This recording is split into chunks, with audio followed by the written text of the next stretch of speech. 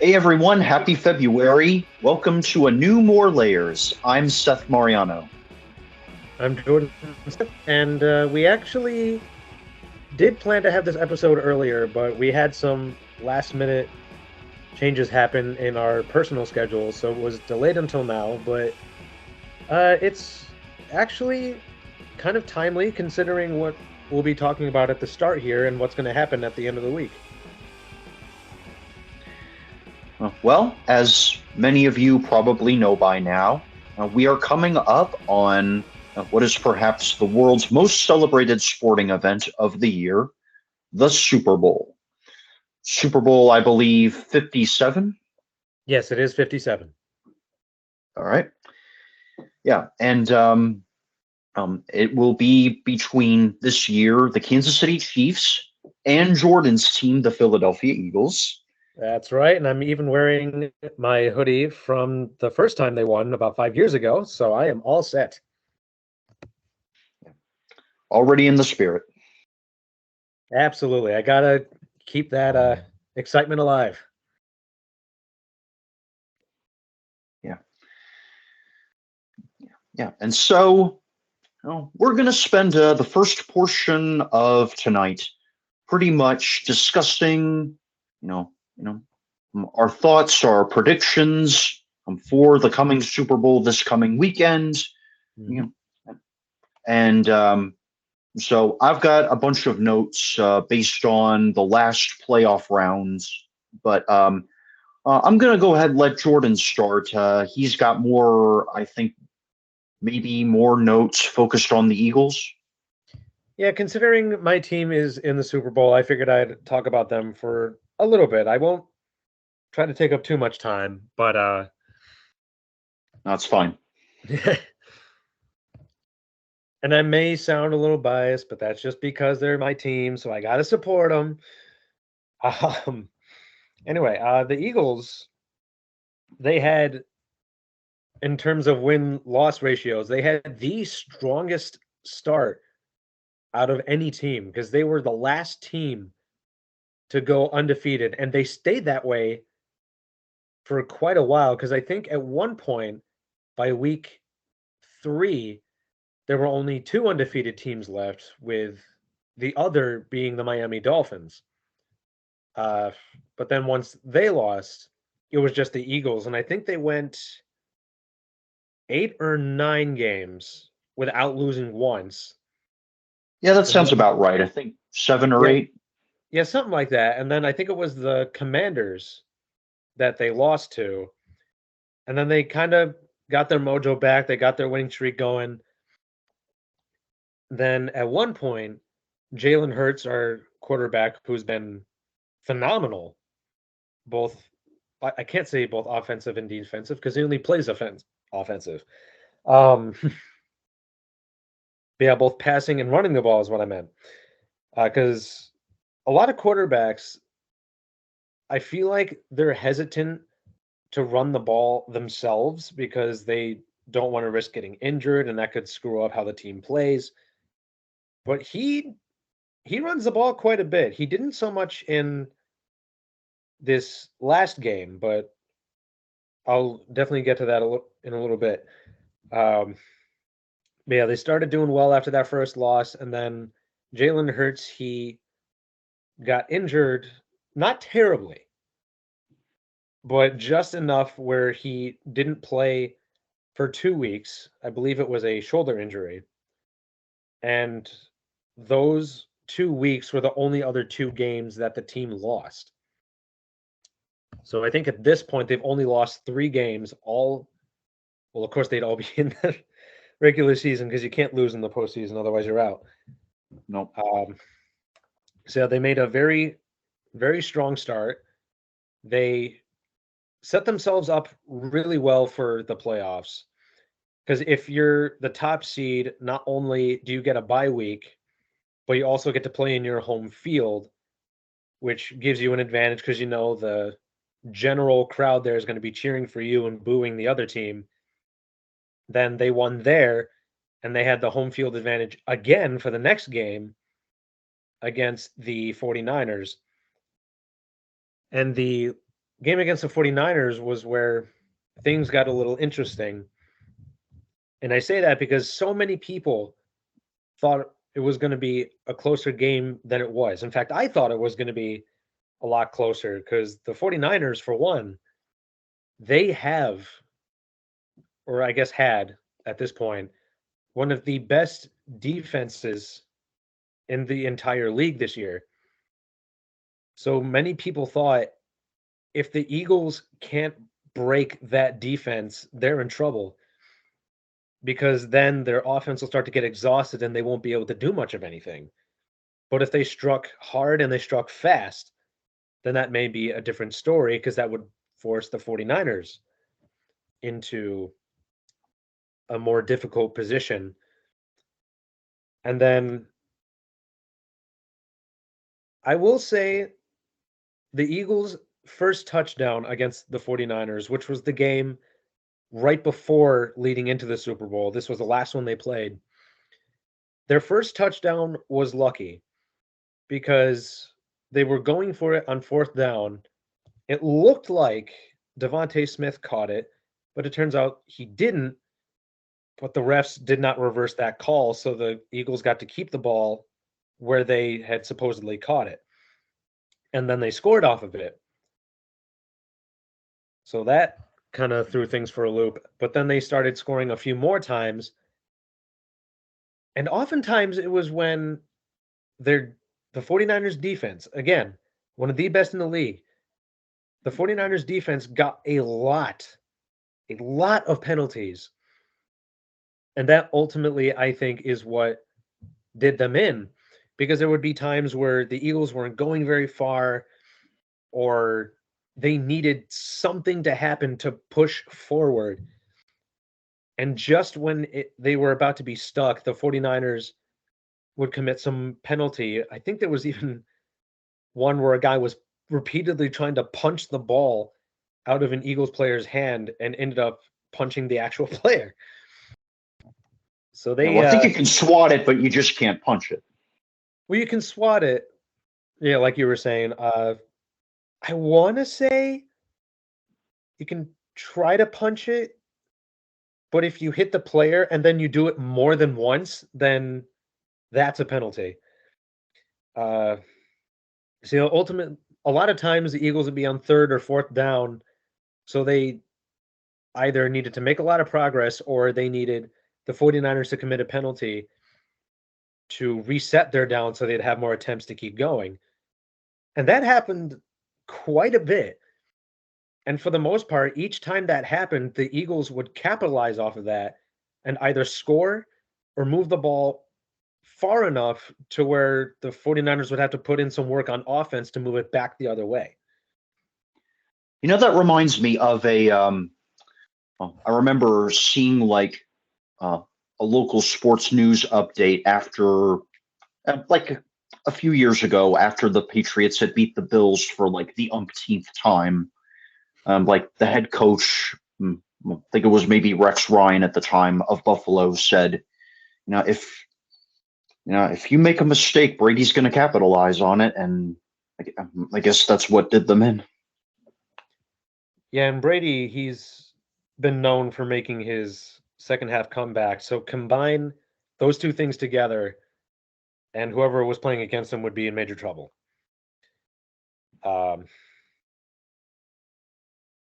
yeah, if a team is smart, they will capitalize off of any mistake like that. Not only because it resets their downs or it puts them in a much better field position or something along that line, but if you capitalize off of an error that the other team just made, that can really kill their momentum or their mojo or whatever word you want to use. And that can screw them up later on in the game. And then you can take advantage of that and keep it going.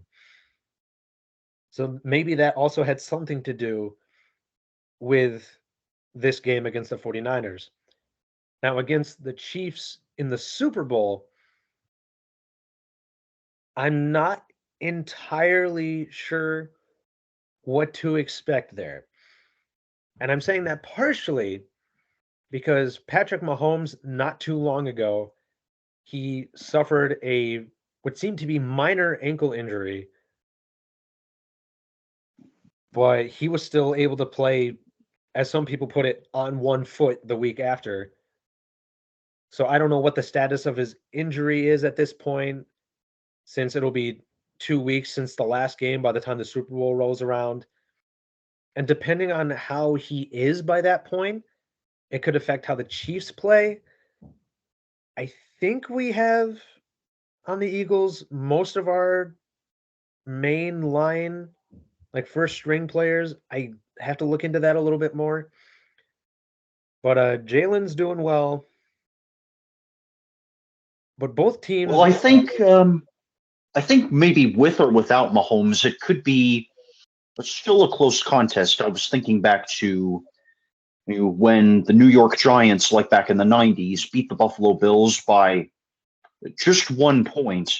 Well, you could argue that was mainly because they missed the field goal at the end, but the Giants were using a backup, because their starter had been injured prior. So Sure. maybe either way, it could be close. Oh, it definitely could.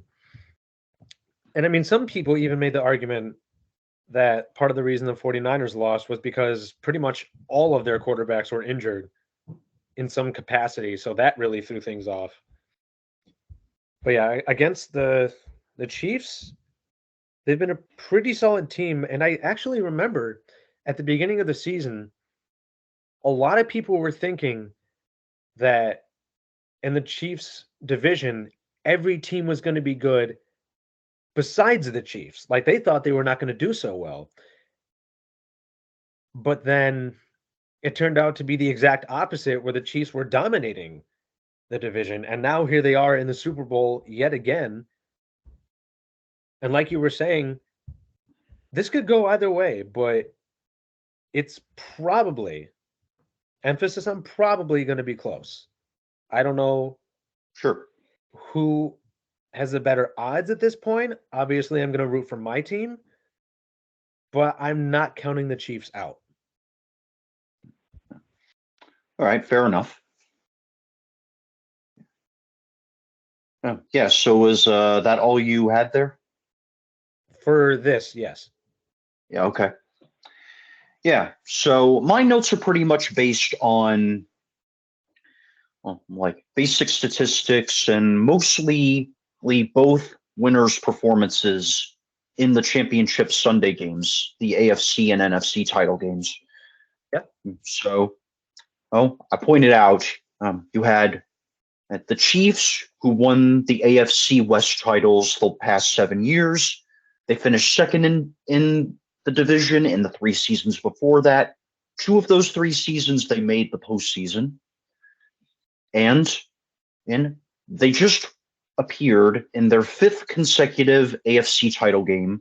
They were 2-2 in the past 4 runnings of that. And then, and on the flip side, you got the Eagles, who, like we said earlier, won their first 8 regular season games this year, including the first 2 following their bye week, I pointed out. Yep. And then won 6 of the final 9 regular games, and finished regular season 14-3, tying Kansas City, of all teams, for the league's highest win percentage of the year. Top win percentage in the NFL, tied. Yeah, I noticed that. In fact, I think somebody pointed out that the Eagles and the Chiefs share a lot of the same stats. Like, I think somebody had said both teams scored the exact same amount of points throughout the season up to this point. I don't know if that's true, but if it is, that's insane. So this could very likely go down in history as one of the all-time most memorable Super Bowl games this coming Sunday.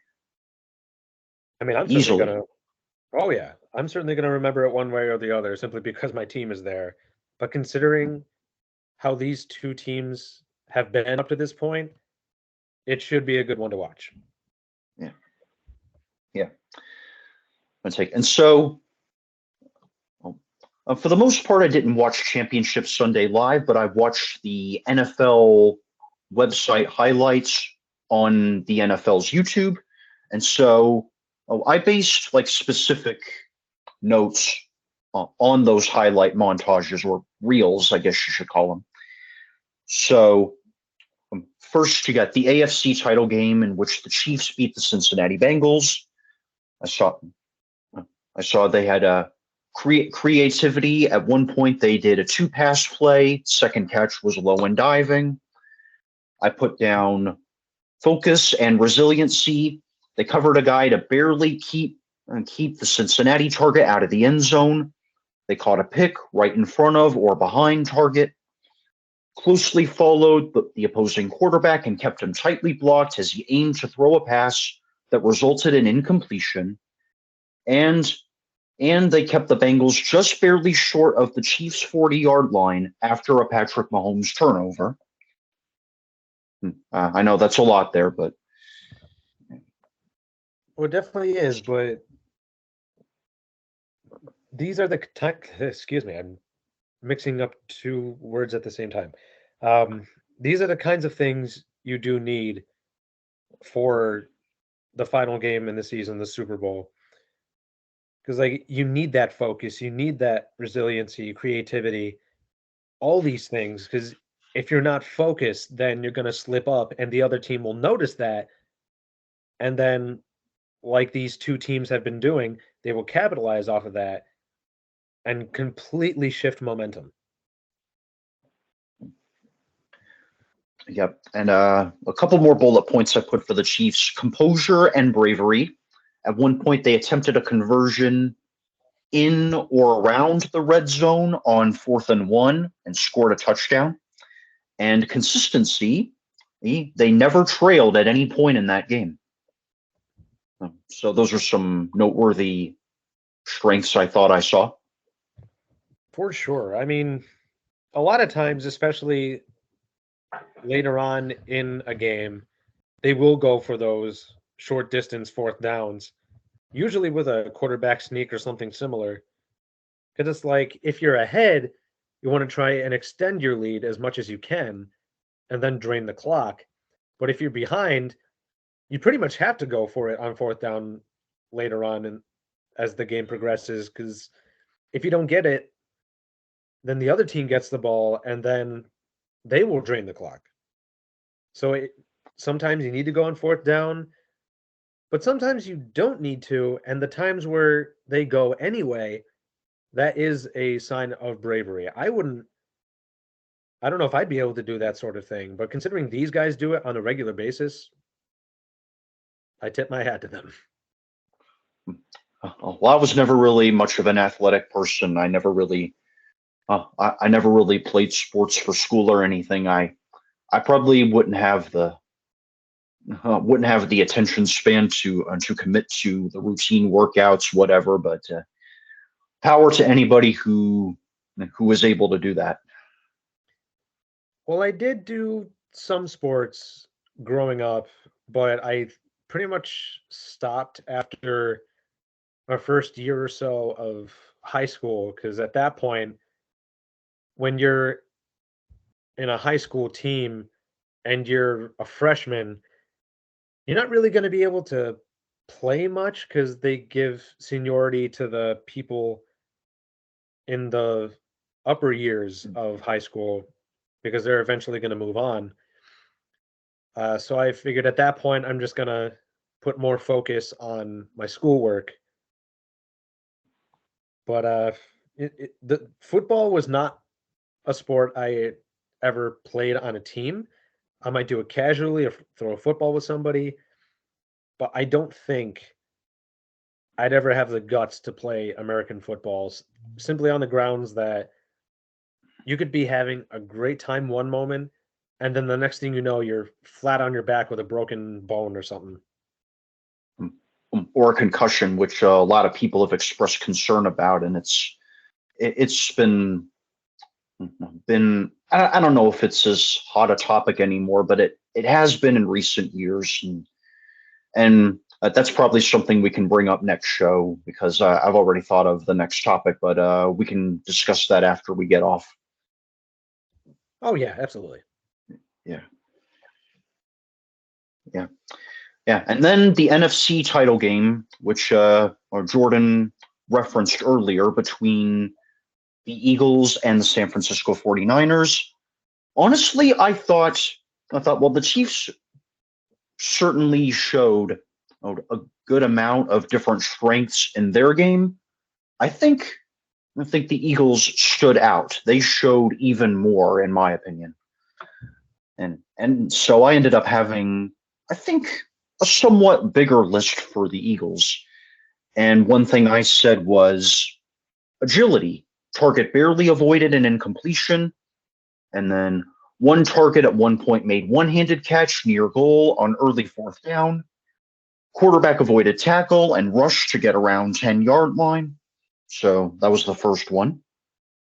Sure. And I definitely remember that one-handed catch, if it's the one I'm thinking of, where he kind of threw it to his right and the guy reached out, spun around, and then ran in the end zone. And then reaction time, which I guess you a little bit ago mentioned about. Defense ran quickly at 49ers quarterback, got him good distance down, got to him again real quick not long after, though didn't sack that time. Kept the carrier just barely short of a first down on at least two occasions, got quarterback seemingly down to his knees, resulting in and I put it in quotes, unintentional spike. So yeah, in a way they kind of threw off his arm there, so to speak. Yeah, at one point in that game, when Brock Purdy, I want to say he was their first string because he'd been playing a few times. He was going to throw the ball, and then the Eagles went to smack it out of his hand before he threw it. And while that is kind of what happened, they ultimately got his arm in the process and injured it, resulting in him stepping off the field. Now, some people wondered why that wasn't a roughing the passer when, say, somebody on the 49ers roughed the kicker later. But it's like, you could tell they were going for the ball and not necessarily hitting him. Plus, his arm hadn't begun moving forward by the time that ball flew out of his hand. So that also not only wasn't considered a roughing the passer, but because the arm hadn't gone forward yet, that was also a fumble, which, again, Eagles capitalized off of. It's like I also said, like Kansas City, consistency. They didn't trail at any point, though at one point the Niners tied it at 7. Mm-hmm. Focus, wide open defense, followed ball and almost caught it, avoided near safeties, forced turnovers on downs on 4th and less than 5 to go, which is impressive. Creativity, quarterback gained good yardage after a fake. And balance, not overdoing things, scored on quarterback sneak from about San Francisco 2-yard line. That sounds right, because I know there was at one point they scored doing that when they were very close. I just can't remember which time that was. I mean, it's not a big deal, but I can look at the highlights later or something. Yeah. If you want to watch the highlights for yourselves, they should be on the NFL's YouTube channel. If you just maybe look up like AFC, NFC championship game highlights, and maybe that should come up and toward the top, if not at the top of the results. Yeah, or you can just say like Eagles and 49ers highlights or something along that line, depending on what game you want to see, or something in the regular season, the playoffs, the NFC title championship. All right, so I've made a prediction as to who will win and how much by, and this is partly based on my bias in favor of Jordan's team because I know he's a fan of the Eagles, and probably because I don't know any Chiefs fans that well. and based on the comparison of the strengths, the lists of strengths I mentioned for both of them in Championship Sunday. And so, based on all of that, pretty much, I predict Eagles are going to win this Super Bowl by a margin of 7. I can definitely support that idea, partly because I want my team to win, but I think it should be a close game as long as both teams stay healthy. Because if, say, Jalen Hurts or Patrick Mahomes, if one or both of them get injured, that could shift everything. Um, but yeah, if both teams stay relatively healthy, I feel like it's going to be a close game. Maybe one of them could get a lead of 10 points or so at one point. But yeah, I'm thinking if the Eagles do win, it's probably going to be by 3 or 7. Yeah, well, just we'll see what happens. And as a matter of fact, I'm going to be at the house with our family of friends where Jordan is currently living. I'm going to actually be there for the big game on Sunday night. That's something I'm definitely looking forward to. Yeah, we're going to be watching it together, and it's going to be awesome. At least it should be. Yeah. All right. So, and for kind of the second half of the routine of more layers new this season, we're going to discuss a sort of more casual question, like more casual opinion question. In the case of today, who are some lesser known talents in the media, like writers, animators, composers, editors, etc., maybe even little known actors, musicians, and athletes? Who are some people like those, lesser known, you might like to see documentaries about? And I had a good amount here. I don't All know right. if all of them could be considered lesser known because some of them are names that a lot of people might recognize, but only because of one or two things. But the first one I wrote down is a name that a lot of people might know, is James Cameron. And if Yep, people, director of Titanic, The Terminator, Avatar. Yep. yeah, I wrote him down because a lot of people know him as the director of some of the highest grossing movies in history. Like for the longest time, Avatar or Titanic has had the top spot. But then at one point, Avengers Endgame came around, briefly took that position away from Avatar because at that point Avatar came out and took the top spot. Then Endgame came along eventually and took the top spot, but then they re-released Avatar and it took the top spot back. So technically speaking, Avatar does hold the lead right now.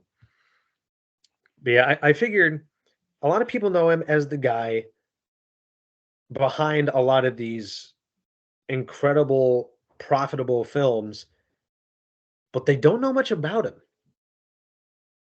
So I figure, what if there was a documentary covering how he got to this point? What sort of ideas did he have that would eventually lead to some of the biggest movies anyone's ever seen? I think there maybe some little sort of like reality documentary stuff that he has done following like deep sea diving or some stuff that he's done like that, but not totally sure. But it probably, if there is something like that out there, it's probably not quite on the same scale that we're kind of talking about. So that could, I guess, be a possibility for a good subject. Oh, absolutely, absolutely. Um, and then this next entry isn't specific, but I wrote down individual band members. And Hmm. I attached a note to that saying some documentaries, they are focused on the band as a whole during the time that they are together, with some detail going into their backstories individually. But I feel like there could be some documentaries made where they cover individual band members, and then maybe at some point, once they've covered all of them, they can make one single documentary that shows them kind of getting together and what they started doing once they became a band. But if they had ones for each member of said band, it could provide a little more history to them and maybe put even some more meaning into the songs that they wrote that people don't know about. Now, for examples of that, would you count like frontmen or lead singers as like individual subjects for these kind of things? Oh, I mean, I would or definitely say so because, like, yeah, the front singer, frontman, the lead singer, those are usually the ones in the band that people will actually know by name. But at the same time, they usually still won't know much about them. Like, would say, like, Skillet is a band that I'm a big fan of. I know the lead singer's name off the top of my head, John Cooper, but I don't remember off the top of my head what the rest of the band names are. I know that one of them is his wife, I'm pretty sure. Uh, Corey Cooper, I believe that's his wife. Yeah, I believe she's in it. yeah, she was the one of the guitarists. Um, and I only know a little bit about his history because when my sister and I went to see them live, between some of the songs, John Cooper would take a few steps forward and kind of talk about some of the things that happened in the past and how they led to some of the songs that were created. I think at some point he touched upon his relationship with his dad a little bit. I don't remember the details, but I'm sure if he announced them publicly like that, you can probably find something on the internet somewhere if you're curious enough. But Yeah, that's the just one reason I example. brought up that well, the reason I brought up that question because this one documentary that my brother and I saw some time back came to mind as kind of an example of what I was talking about. A documentary focused on the late frontman of Nirvana, Kurt Cobain. Basically, basically it was compiled of like a lot of home video footage and a lot of rough video of performances. And yeah, so I was thinking, yeah. So when you brought up the band thing, it brought that to my mind. Sure, I can Yeah, understand that. yeah. Now, this next entry is actually three people, and I mainly put them together because they kind of fall under the same umbrella, as it were. I wrote down John Williams, Hans Zimmer, and Danny Elfman. Some people may or may not know those names, but they probably have heard some of their work before because they are composers for the soundtrack of many films that we've probably seen. If you have watched Star Wars or Indiana Jones, Close Encounters of the Third Kind, E.T., all those were composed at least in part by John Williams. Hans Zimmer, he did soundtracks for things like Pirates of the Caribbean. And then Lion Danny Elfman, King, he did those Prince of too. Egypt, also composed by Zimmer. And I think Danny Elfman, he also contributed towards Prince of Egypt soundtrack a little bit. Huh? Maybe. I think so. I did some research beforehand, and I'm pretty sure I saw both Zimmer and Elfman listed for that. But yeah, these three have provided music for many of the films that we've grown up with. So I would personally love to see how they got into this profession and how they are always able to come up with these incredible songs that just tell the story alongside whatever you see on screen. Like John Williams, he can take something so simple and make it so grand, like Luke Skywalker just staring at two suns off in the distance he created epic music for that. When the humans first see the dinosaurs in Jurassic Park, same thing. It seems so simple. They're looking at a big dinosaur, but he made it sound so amazing. I will say on kind of a side note, if you want to maybe learn a bit more about Zimmer's involvement in scoring The Lion King, Vanity Fair has a series of videos on YouTube. You know, they're like called Career Timeline or something, where a prolific media figure will kind of break down like some of the highlight jobs of their past career. And they did one with Hans Zimmer, kind of interviewing him, and he talked a little bit about working on The Lion King. So you can check out Hans Zimmer's entry in that series, and you might find that interesting. Now, where did you say people could find this? It's on YouTube on Vanity Fair's channel. Vanity Fair, that's right. It was Vanity something, but couldn't remember the other. Yeah, if you look up like Vanity Fair, Career Timeline, Hans Zimmer, yeah, maybe that should work. Okay. This next one, it's also kind of like the band member thing because it doesn't talk about anyone specific. But I wrote down, I'd love to see documentaries on many of the writers of books that have been turned into movies, especially when it comes to, say, Disney movies. Because Disney movies, of course, a lot of them we know, we love. But what not everybody realizes is that the books they're based off of usually end up being a lot darker. So I'm like, what kind of story could be told about the person who wrote the original tale that would eventually become a Disney icon or a Disney masterpiece, whatever word you want to use? And a big example is Victor Hugo, who was the writer of the original story for Hunchback of Notre Dame. Now, the Disney movie, not one of their most lighthearted. It's definitely one of their darker ones, all things considered. So you know that the book it's based off of is going to be even crazier. So it's like, what kind of documentary could be put together to talk about this man who wrote this story that would eventually turn into an animated film aimed for younger audiences?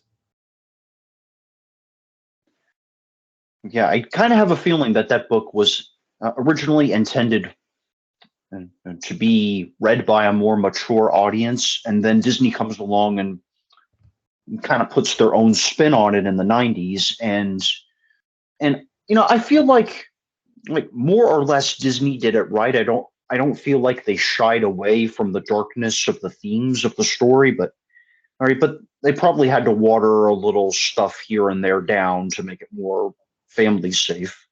But Well, they definitely did. And even then, when they were trying to make it more family friendly, there were a lot of things in that film that made some people say, I'm not going to let my kid watch this until they're older. And a lot of those elements just come from Frollo, who is the villain of the story, at least in the Disney version. Not too long into the film, he's about to drop a baby into a well simply because he doesn't like the way this baby looks, like it's disfigured or whatever word you want to use there. So he does that. He, right before that, kills a woman. He tries to kill multiple people, set Paris on fire. And then with Esmeralda especially, he's like, you can either die or be with me, which involves a lot of creepy elements in of itself. And then he's got this whole song that is like, she's either gonna choose me or she's gonna burn in the fire. It's like, not all of the elements in this film are for kids. yeah, you could probably make that case. Well, I do know that when we had the film, we definitely enjoyed watching it, but I think it wasn't until I was at least 10 or 11 years old before I saw it. And after watching it once or twice, it's like, yep, I can understand why my parents made that call. Yeah. All right. You got any other ones? Yeah, I've got two more. The first of the two being Jimmy Johnson.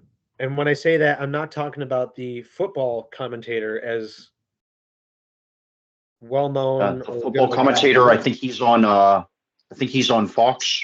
Is he on I, Fox still? I think so. I haven't seen too many segments of the people at the desk talking about the games. I usually just watch the game itself. Hmm, So I haven't seen a fair. lot of him. But the Jimmy Johnson I'm referring to is the one from NASCAR. Sure. I don't watch as much NASCAR as I used to, especially since Jimmy Johnson has now retired from the Sprint Cup at least. I think he still does some racing here and there, just not in the same group. But for the longest time, one of the best drivers on record, Richard Petty, like he is a racing legend to a lot of people. In fact, I think he provided his voice to the character known as the King in Cars, which covered the same type of event. Um, and then Jimmy Johnson comes around, and I think he won the same number of times as Petty did, but I feel like he's a lot less talked about. And Yeah, partly Jimmy because Johnson actually. I know that he holds the all-time NASCAR record for most Cup championships. He actually is part of a three-way tie for that record. Record, or the tie being completed by the aforementioned Richard Petty and the late Dale Earnhardt Sr. Those are the guys who are tied with the most cups as of right now. and I think that total is 7. Yep, 7. Yeah, because I was pretty sure it was 7, because I know Jimmy, I think he ended up winning, it was like 5 consecutive ones and then 2 other ones that were non-consecutive. And I was thinking if Yeah, he his just first wins 5 were in a row. Yeah, his first 5 his were in a first row, 5 were consecutive. and then uh he won 2 more after that, and I was getting really excited because it's like if he wins one more, then he'll have the most of any NASCAR driver in history. But then he didn't necessarily slip, but he wasn't as consistent, I think, as he once was when he was getting all 5 of those other consecutive ones. And at one point, it's like, you know what, I'm gonna stop racing here and kind of end on a high note, or at least as much of a high note as I can, and I'm gonna go do this other thing now. It's like, you know what, I can respect that, and I'd love to see a documentary made about this guy. Yeah, a lot of race fans seem to have regarded him as one of the greatest ever to race in NASCAR, and he has won at least as many races as the late Dale Earnhardt Sr. had, and is part of a three-way tie for the most cups ever. And I know, uh, I think back when I followed the sport myself, he was one of my personal favorites, Okay. and and well, maybe a documentary might be good. Sure. Or maybe they could make one covering all 3 of these guys. Yeah. Yeah. Now, this last one, I went a little bit off the path, as it were, because all of these guys are people that everyone around the country and possibly even the world know about. Um, but this last one I wrote down because I know him personally. In fact, both of us know him personally, and that is our very own Carl Wager.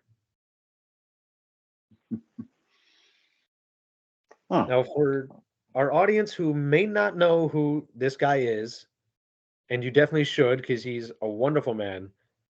Um, we've talked about our theater group, Artists Unlimited, time and time again on this show before. Carl is the artistic director for Artists Unlimited. So he's often the one kind of saying, okay, this is what we're going to do. And when you deliver this line, do it like this, or try this other way, see if that works better. You know, the stuff a director might do. But he does it in such a reassuring way that you can't help but love this man. He's very encouraging. Every once in a while, he does get a little upset, but he usually only does that the week leading up to the actual show. And at that point, it kind of makes sense because there's a lot to worry about. You're about to put on this production in front of a live audience. So you want to make sure it's solid.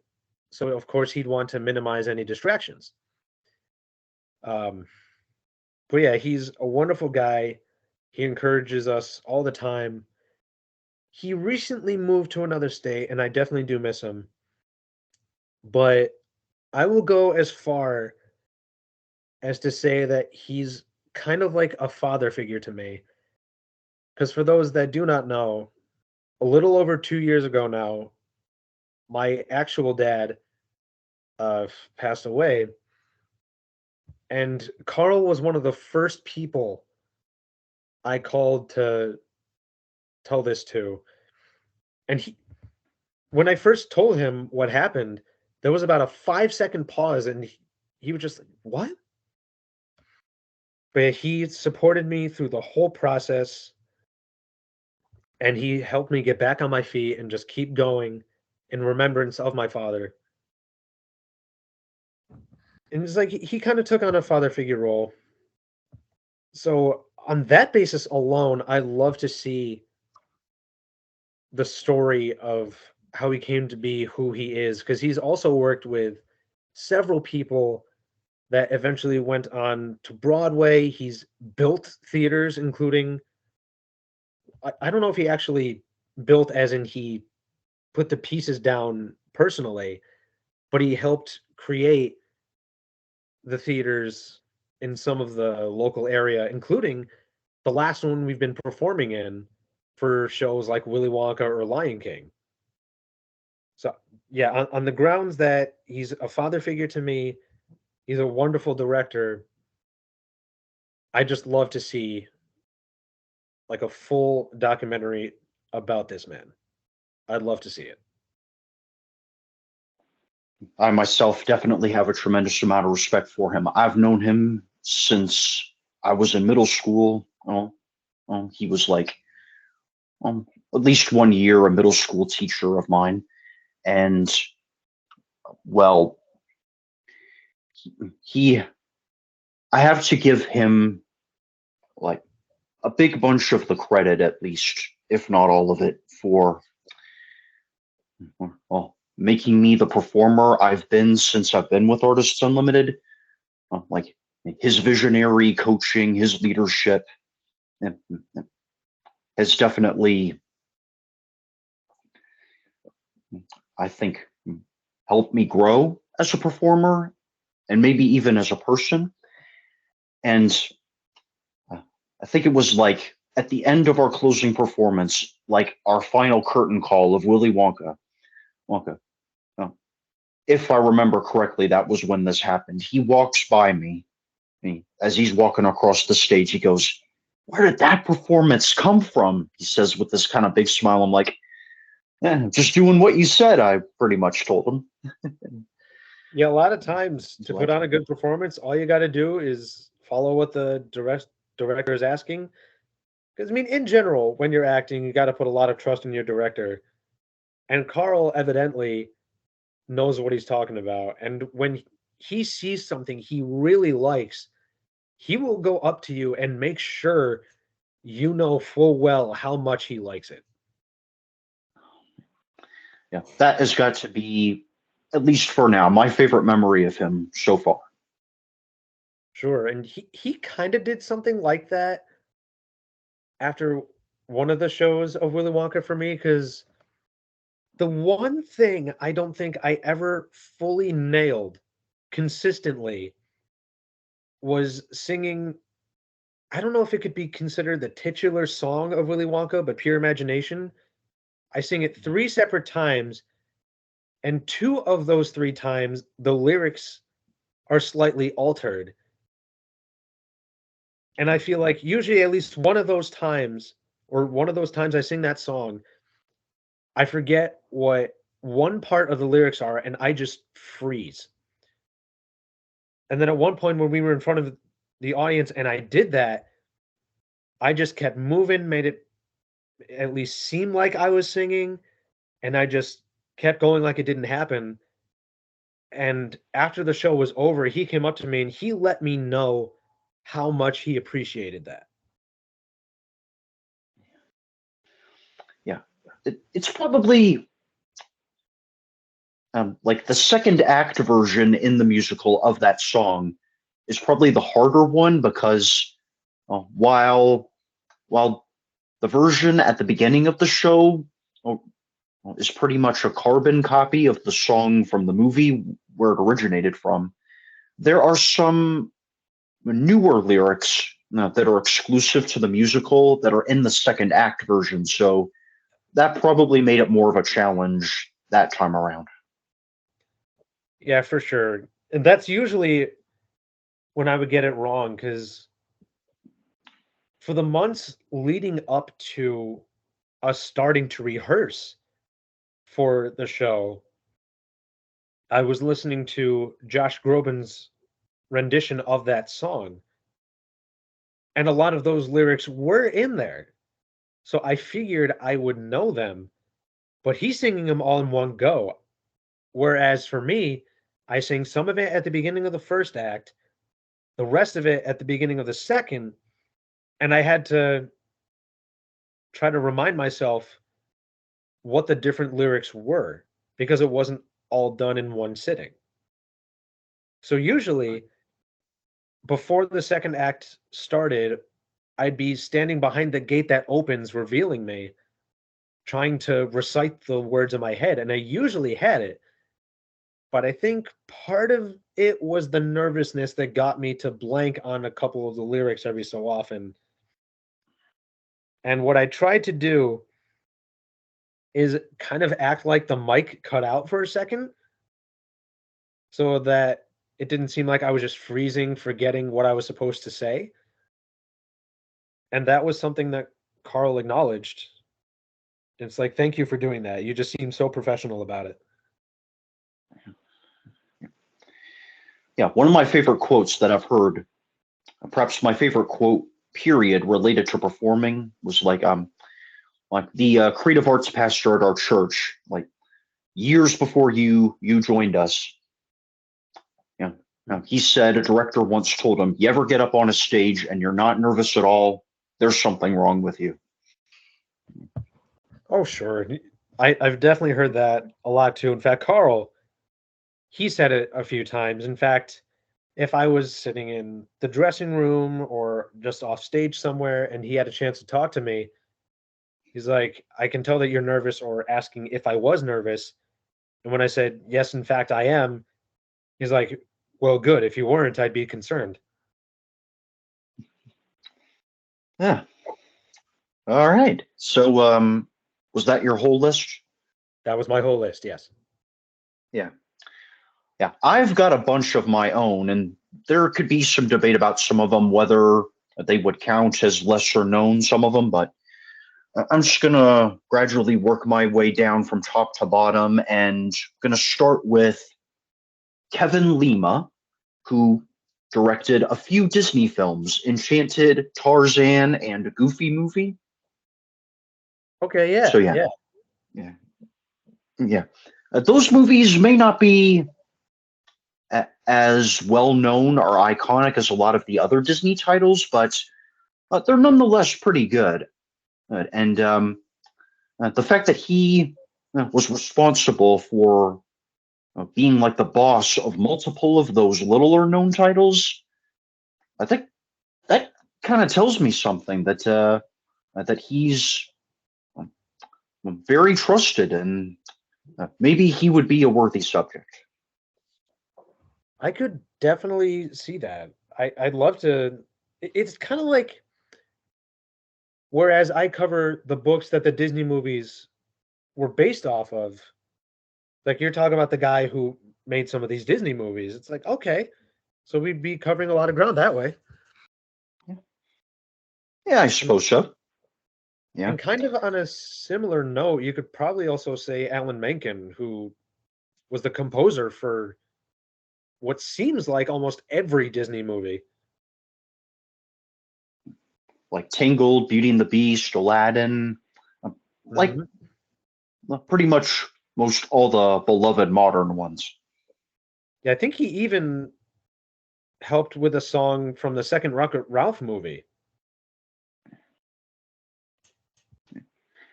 Yeah, and so the next entry is actually another person probably best known for contributing to Disney work, Glenn Keane, who was the character animator on characters like Ariel, the Beast, and others uh, like he did a lot of animation for Disney, like during and around the time of what's considered the Disney Renaissance era, and so he's responsible for or the animation of a lot of the most famous characters of that era and possibly of all Disney time.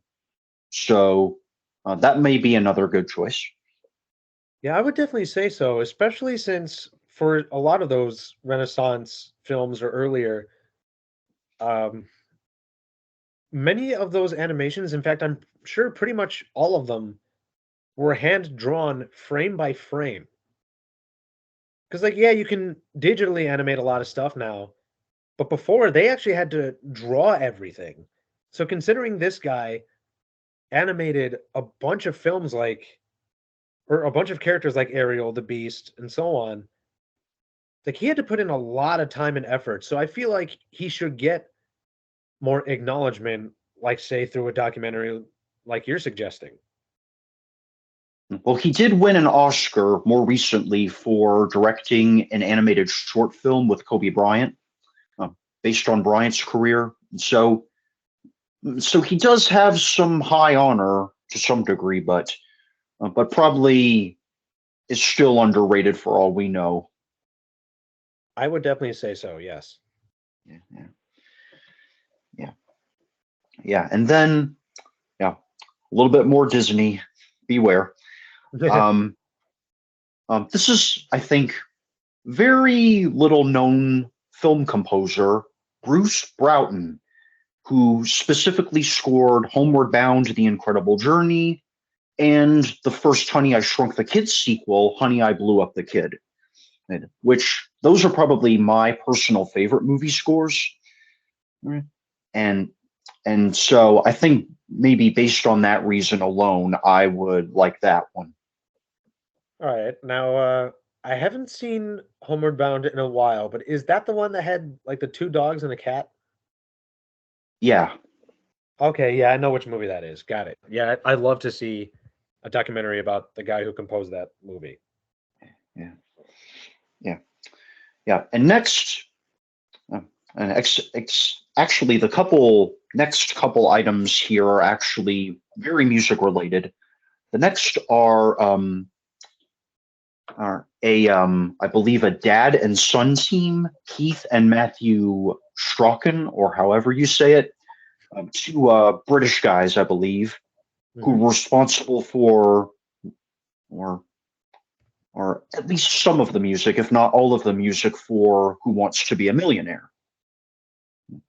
And So they and you created could, all that yeah, suspenseful music, like when they're waiting to see what answer he picks, like that heartbeat and the da da da da da, that whole like thing.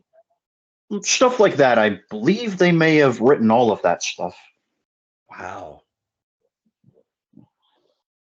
Man, Yeah, props to them. I growing up as a kid watched that show and I loved listening to that music. yeah, yeah. In fact, there's like a whole like album of a lot of that music you can find like on Spotify and stuff that I have streamed a little bit of. So yeah, Okay. yeah, yeah.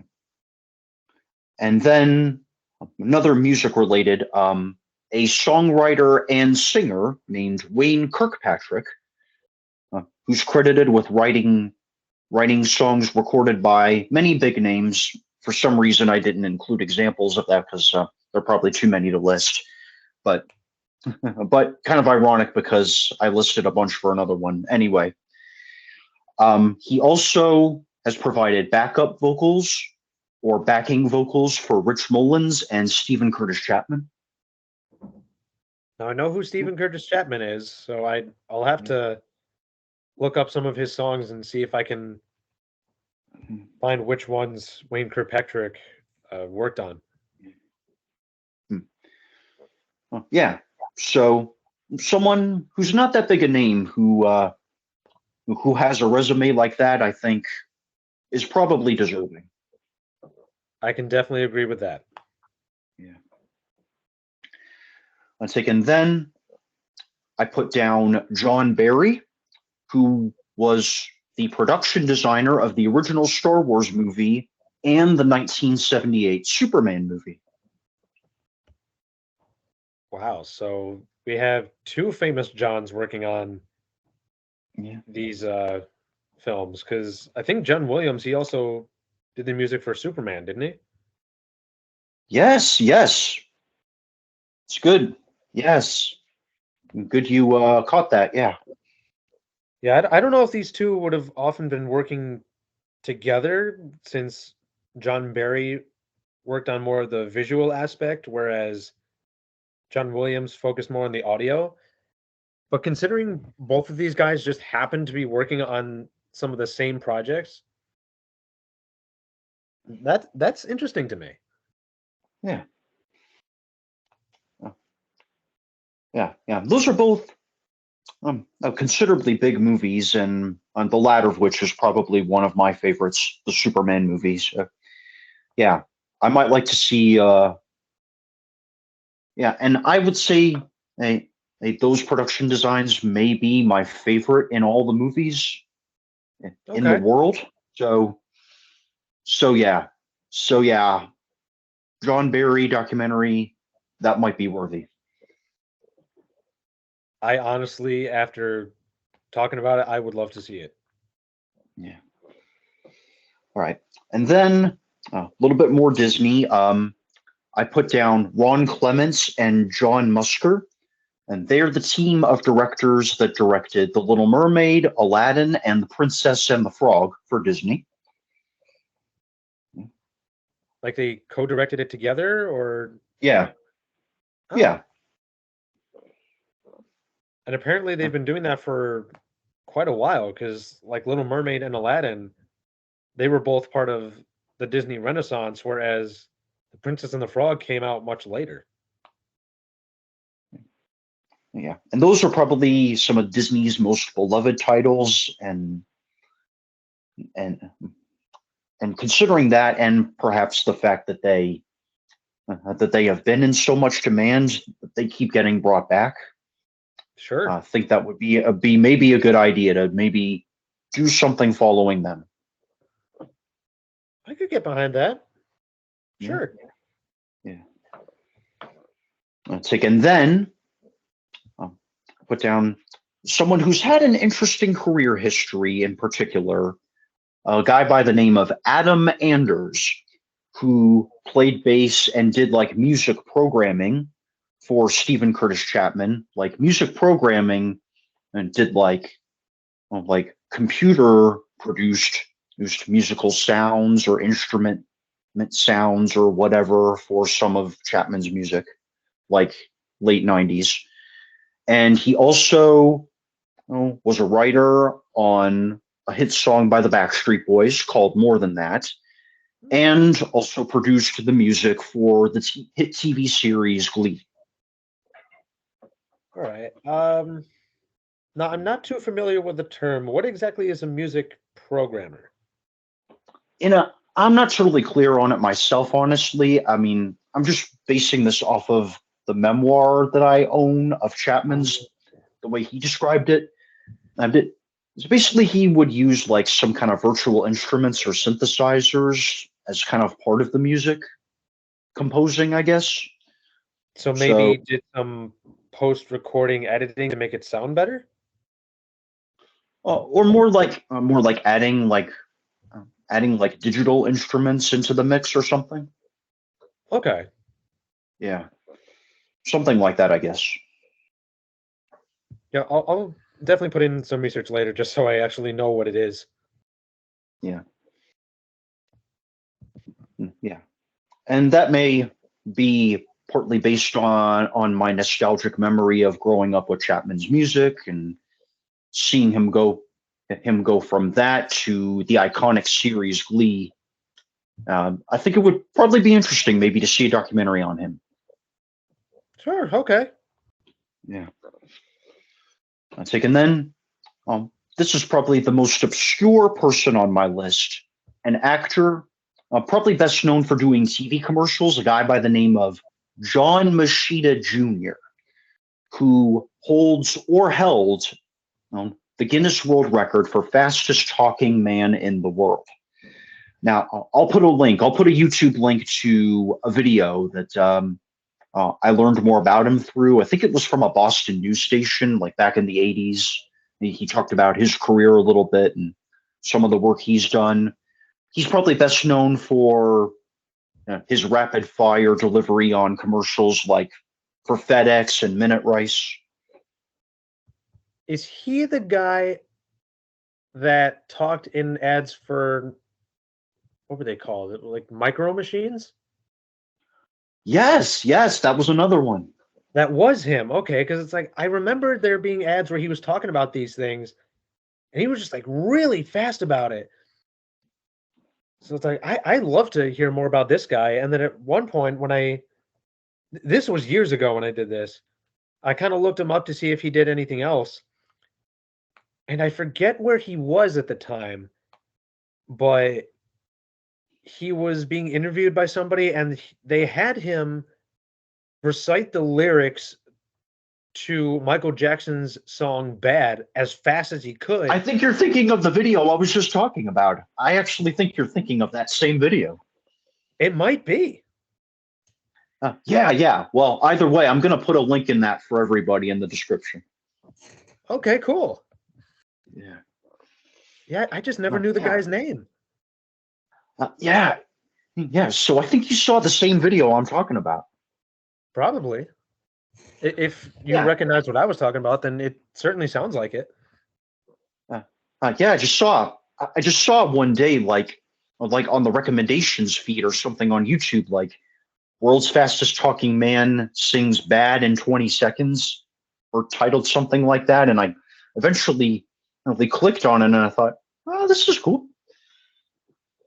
Yeah, it definitely was. I was blown away. Yeah.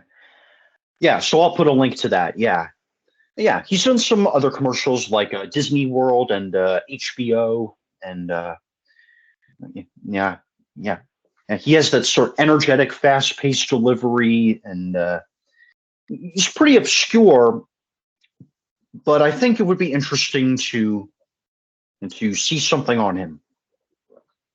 I am definitely behind it. In fact, I would find it absolutely hilarious if there was a version of that documentary, if it was ever made, where he was providing the narration and he was saying it really fast, just to be part of his character, I guess. Yeah, it'd be kind of like, I guess, kind of like what they did with the Weird Al Yankovic story, the recent movie. Kind of, maybe not quite the same thing, but kind of that kind of nature. Yeah, have you seen that movie, by the way? Because I haven't. Yeah, I actually saw it. My dad, my brother, and I actually saw it on Christmas night. Was it good? But yeah, it's pretty good. It's not like a serious biographical film. It's not really presented that way. It's more like a satire of musician biopics, kind of a style parody of that, which makes perfect sense considering Yankovic's sort of claim to fame as a parody artist. So yeah, it was a I was pretty about good to say, one. Yeah. like it fits perfectly with his career, so why would they not do a parody essentially within a parody? Yeah. Yeah.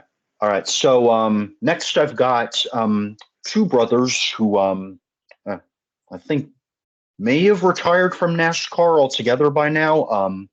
Two brothers, Ward and Jeff Burton.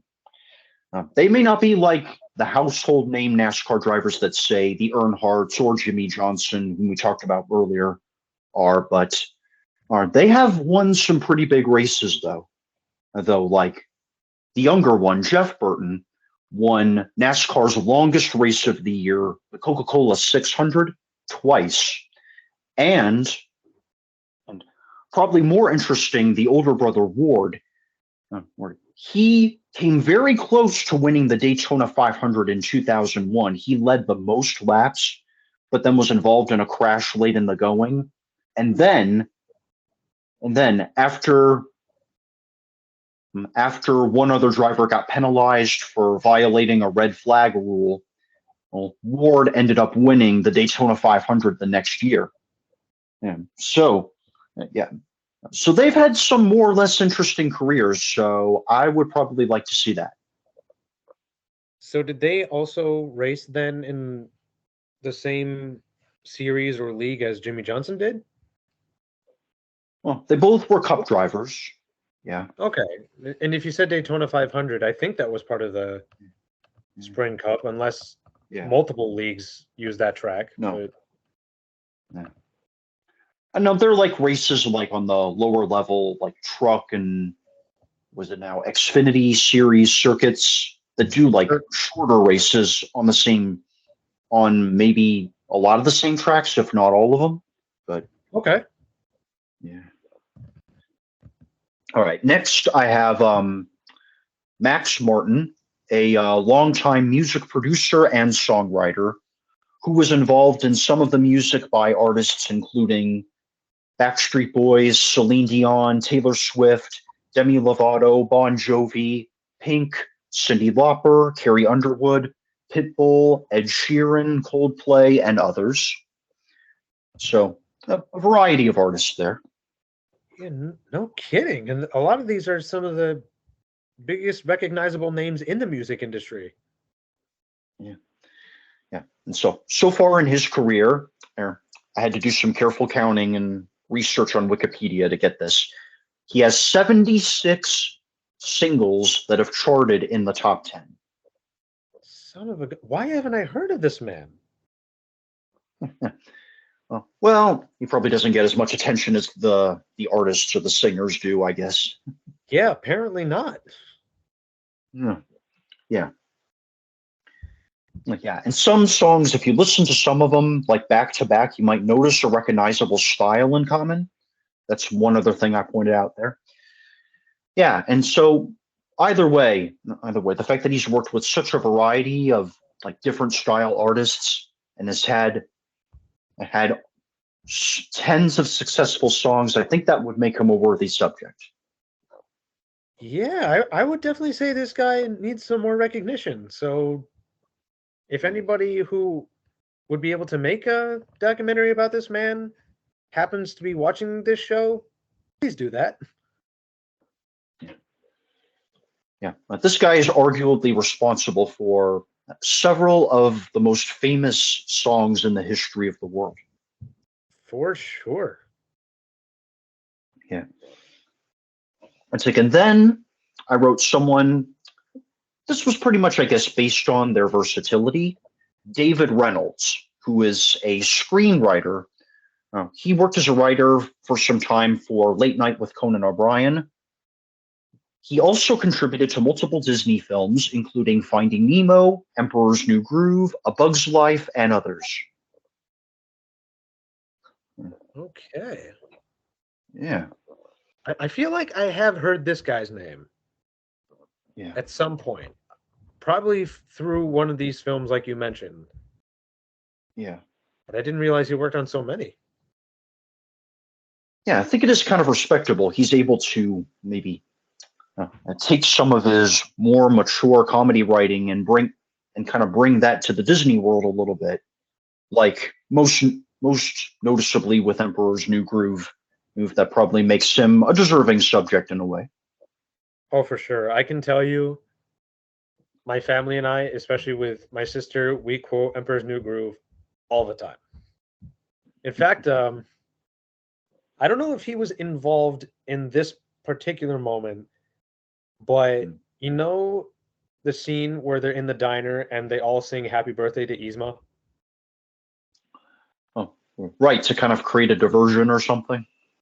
Right. I mean, they probably didn't know it was meant to be a diversion, but I will tell you, every year on one of my family members' birthdays, we call each other up and we sing that version of the song. It's a tradition within our family. Yeah.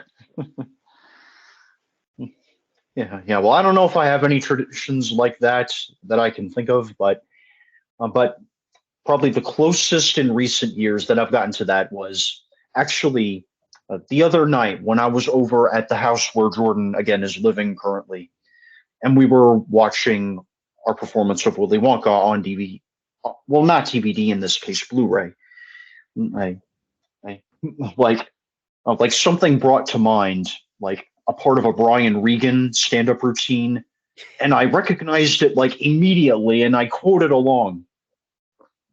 Yeah, one of the other That was like, people that stays here, like one of the people in the family that I live with, I forget exactly what prompted him I think to it say it. was because at one point a character calls my character an imbecile. Yes, yes. And then he said imbecilin, and then you two started quoting it off. It's like, what are you speaking German, Brian? German, Jermaine Jackson, Jackson 5, Tito. Yeah, it was just I think it was just that morning I had been re-listening to that very bit, and so I got excited.